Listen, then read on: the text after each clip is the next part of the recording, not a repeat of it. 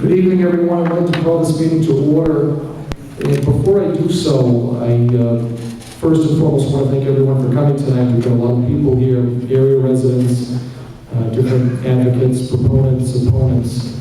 And it looks like we've got a very diverse and broad spectrum of people who want to understand, and in fact, who probably do understand the implications of having a fossil fuel power plant in this region. Advocating for one position or the other, but just being a resource to the community. I'm happy to play that role. And our basic frame is looking at the consequences of our energy decisions and our infrastructure decisions. So in that context, I just need to be very explicit. If somebody was proposing a coal plant down here, we would be here full on opposing it. If somebody was opposing, wind development, subject to making sure that they were worried about the birds and all that kind of stuff, we'd be down here supporting it.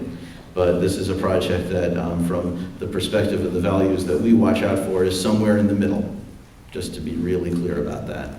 And, there's legitimate arguments on either side. And I just have to note,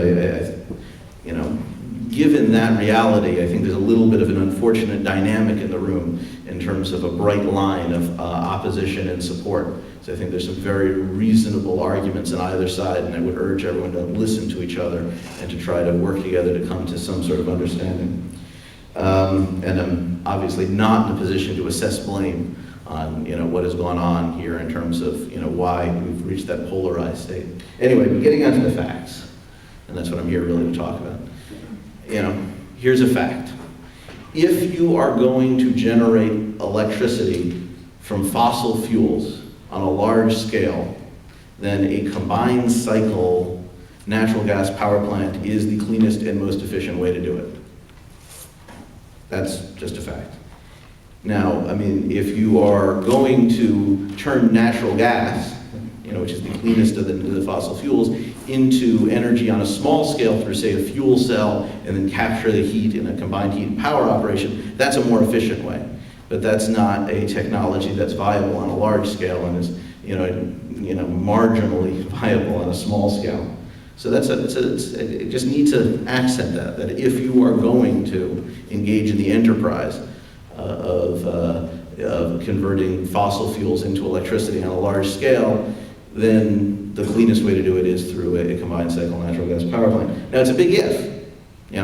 Former Vice President Gore would say that what we need to do, and he's backed up by some very solid science about this, that within the next 10 years, we need to make the transition to not generating any of our electricity from fossil fuels that contain carbon. So he would say, well, no, then you shouldn't be constructing brand new natural gas power plants, even if they are the cleanest and most efficient fossil fuel large-scale power plant. It's still a fossil fuel power plant.